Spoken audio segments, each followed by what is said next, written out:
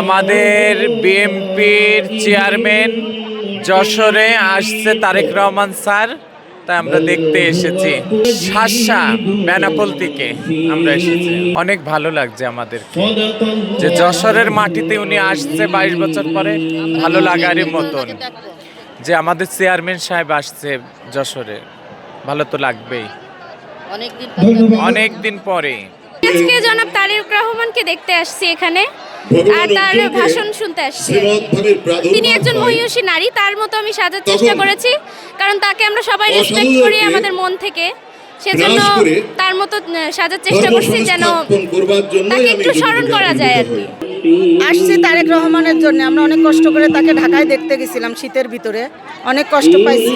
এখন সে অনেক আনন্দ লাগতেছে যে আমাদের বাসা, মঞ্চের পিছনে আমাদের বাসা। তো ভোর 6টায় আসছি। আমি আমাদের 3 নম্বর ওয়ার্ডের সভাপতি। তো আমরা সবাই বিএনপি পরিবার, আমরা ধানের শীষে ভোট দিব। আমরা যশোর সদর 3 আসনের অনিন্দ ইসলাম অমিত ভাইয়ের পক্ষ থেকে, নগর মহিলা দলের পক্ষ থেকে, নগর বিএনপির পক্ষ থেকে আমরা আমাদের প্রিয় নেতা জনাব তারেক রহমানের স্বদেশ প্রত্যাবন এবং আমাদের এই প্রিয় মাটি, এই জন্মভূমির মাটি, যশোরের মাটিকে আনন্দিত করার জন্য তার এই শুভ আগমনে আমরা সকলেই তার এক নজর দেখতে আমরা এখানে এসেছি। আমরা ক্ষুদ্র নেতাকর্মী, আমরা এই 17 বছর রাজপথে সকল স্লোগানে আমরা বলেছি যে তারেক রহমান আসবে ফিরে বীরের বেশে বাংলাদেশে। তো উনি বীরের বেশে এসেছেন বাংলাদেশে, এবং আজকে আমাদের যশোরের মাটিতে ঈদের আনন্দে, আমাদের ঈদের আনন্দ যেমন হয় ঠিক তেমনই উনার আগমন উপলক্ষে আমাদের এই আনন্দ এবং গণজোয়ারে আমরা খুবই আনন্দিত এক নজর তাকে দেখার জন্য এবং তার কথা শোনার জন্য। এবং আমাদের যশোরবাসীর যে আবদার, যে আবেদন, সেটা তার সামনে আমাদের প্রতিনিধিরা উপস্থাপন করবেন। আশা করি উনি আমাদের যশোরের মানুষের কথা শুনবেন, বুঝবেন এবং ইনশাআল্লাহ 12 তারিখে বিএনপি ধানের শীষ প্রতীক নিয়ে বিপুল বিজয় লাভ করবেন। আমাদের অনিন্দ ইসলাম অমিত ভাই সংসদে যাবেন এবং আমাদের যশোরের মানুষের সকল দুঃখ কষ্ট এবং যে সমস্যার কথা যশোরের মানুষ তাকে বলেছেন সেইগুলা সমাধানের চেষ্টা করবেন। আজকে যশোরের এই মাঠে বিএনপি চেয়ারম্যান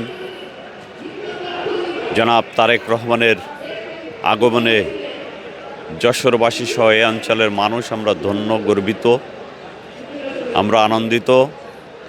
ইনশাল্লাহ তারেক রহমানের নেতৃত্বে আগামী 12ই ফেব্রুয়ারির নির্বাচনে বাংলাদেশ জাতীয়তাবাদী দল ধানের শীষ প্রতীক নিয়ে বিজয় অর্জন করবে।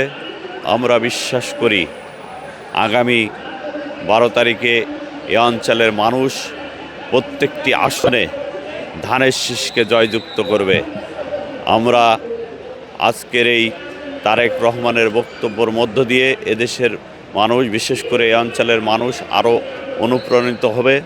তারা আগামী দিনে আর মাত্র কয়েকদিন নির্বাচনের আছে, এই নির্বাচনে তারা আরও সক্রিয় হয়ে আমাদের খুলনা বিভাগের প্রার্থীতে জয়যুক্ত করবে বলে আমরা বিশ্বাস করি। আমরা ফ্যাসিবাদ বিরোধী রাজপথে আন্দোলনে ছিলাম। আমরা এই দিনটির জন্য অপেক্ষা করছিলাম যে কবে আমাদের প্রাণপ্রিয় নেতা তারেক রহমান যশোরের মাটিতে সশরীরে আসবেন।